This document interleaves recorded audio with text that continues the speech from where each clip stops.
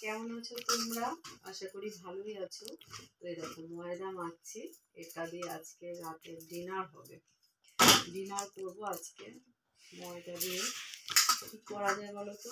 শীত তো প্রায় চলেই যাচ্ছে, তো সেই কারণে ভাবছি কি করা যায়। কি হলো? তো আজকে করবো কড়াইশুঁটির কচুরি।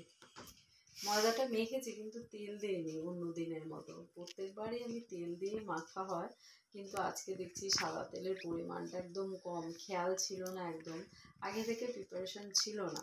তো এইভাবে ময়দাটাকে সুন্দর করে মেখে নিয়েছি।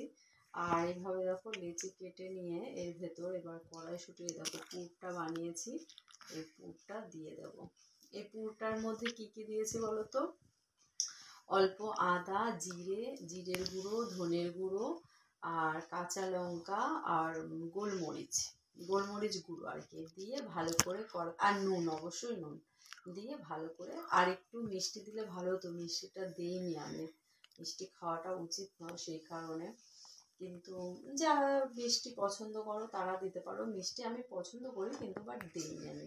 এইভাবে করে লেচি পাকিয়ে নিতে হবে। দেখো এভাবে আমি লেচি পাকিয়ে নিয়েছি। একটু বড় বড় হবে, কিন্তু আমি এটা ছোট করেই করবো।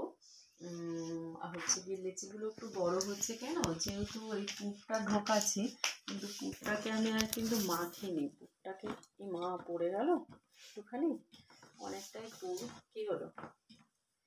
আমার কিন্তু ঠান্ডা লাগছে, পায়ে মোজা পরা অথচ গায়ে সোয়েটার নেই। মানে গায়ে অতটা ঠান্ডা লাগছে না, আমার পায়ে ভীষণ ঠান্ডা, জানো তো।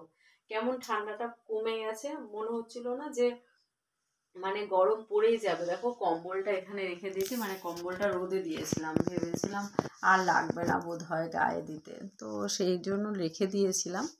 এবার এটা করছে। আজকে জানো তো খুব সর্বনাশ হয়ে গেল। এই আংটিটা, এই আঙুলের আংটিটা না গেটে লেগে ভেঙে গেল, জানো তো। দোকানে গেলাম, ওটা ঠিক করে দেবে, তো তা বললো যে 300 টাকা লাগবে ওটা ঠিক করতে। ভাবো, একটুখানি এখানে ঝালাই টালাই হয়তো কিছু একটা করে দেবে, যে সোনা লাগবে, সোনা দিয়ে নাকি ঝালাই করবে। আমার এতটা খারাপ লাগছে, মানে একটা কুকুর বারান্দায় এসছে। জিমি তো দিনের বেলায় বারান্দায় থাকে, আর কোনো কিছু আমাদের বাড়িতে যদি ঢোকে, কোনো মানুষ বলো, কুকুর বলো, বেড়াল বলো, একটা পাখি বলো, আমার বাড়িতে যে গাছ আছে জবা ফুলের গাছ তোমরা তো জানো, মশা মাছি মানে যাই হোক, কোনো কিছু ওর চোখের সামনে, আমরা 3জন ছাড়া কেউ একজন থাকলে ও একেবারে তাকে ছিঁড়ে খাবে একদম, জানো না। এবার কুকুর ঢুকেছে, কুকুরটা বোধহয় পেছন দিক থেকে সামনের দিকে যাবে, এবার গেটের সামনে দিয়ে। এবার ও সামনে বাধা রয়েছে, দেখে এমন ঘেউ ঘেউ করেছে না, আমি ভয় পেয়ে গেছি যে কি ঢুকলো। আমি দৌড়ে গেছি, তো কুকুরটা দেখে আমারও ভয় লাগছিল যে যদি লেগে টেগে যা কিছু করে, ওখানে জামা কাপড় রয়েছে, ছুঁয়ে টুয়ে দেবে। তো আমি দৌড়ে গেলাম, ও মা, গেটে লেগে এই আংটিটা পুরো, এই যে এখানে একটা ঝালাই মতো থাকে যেহেতু, ওই ঝালাইটা পুরো খুলে গেছে, জানো তো। মনটা ভীষণ খারাপ ছিল সন্ধ্যে থেকে। যাই হোক, লেচিগুলো পাকিয়ে নিচ্ছি, তারপরে তোমাদের গরম গরম ভাজার পরে দেখাবো কেমন হয়েছে।